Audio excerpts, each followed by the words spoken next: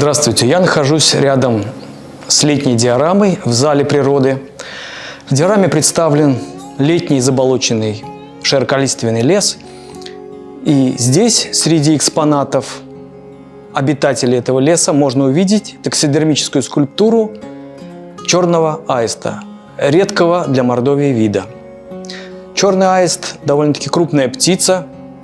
Длина его тела составляет 90-100 сантиметров, размах крыльев 1,5–2 метра, вес тела достигает 3 килограмм. Свое название черный аист получил за характерный окрас оперения. У него голова, шея, спина и верх крыльев черные с фиолетовым и зеленоватым металлическим отливом. Обитают черные аисты по лесной зоне Евразии. Встречаются и в странах Европы, в странах бывшего СССР.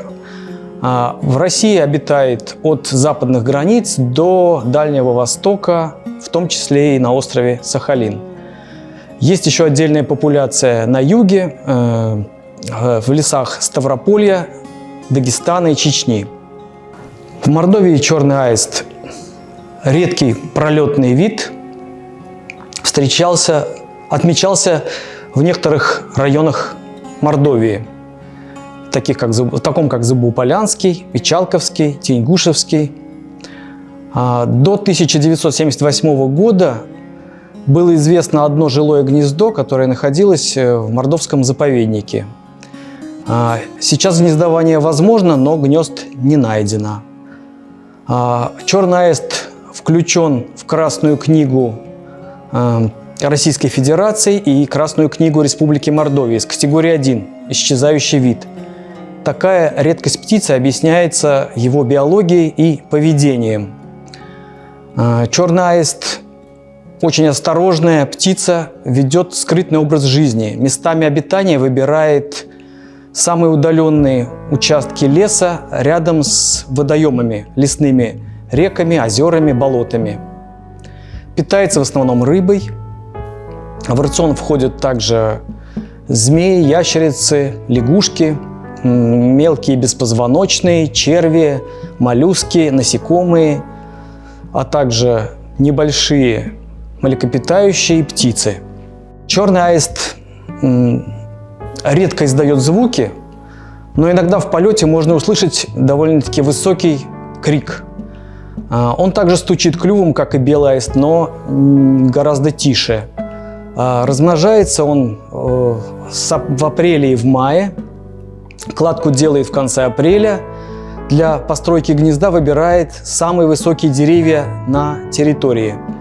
Обычно чаще всего это дубы и сосны большие. Гнездо крупное, до метра в диаметре. Строит он из веток и палок. Внутри гнезда выстилает травой и мхом. Вылупление происходит асинхронно, так как аист откладывает яйца с интервалом в 2 дня. После вылупления один из родителей остается в гнезде и защищает потомство. Уже после 2 месяцев птенцы становятся на крыло, это обычно в июле. Черный аист – перелетная птица. В августе и в сентябре мигрирует к местам зимовки. Зимует он в Центральной Африке, на юге Азии, Индии, Пакистане и Китае. Основные причины сокращения численности черного аиста – это деградация места обитания, вырубка лесов, осушение болот и браконьерство. Последняя причина и привела к гибели птицы, из которой изготовлено чучело. Самка черного аиста была найдена в апреле 2021 года местными жителями в пойменном лесу реки Мокша Краслободского района. О находке они сообщили сотрудникам Министерства лесного охотничьего хозяйства природопользования Республики Мордовии. При осмотре птицы ими было выявлено, что она погибла в результате выстрела.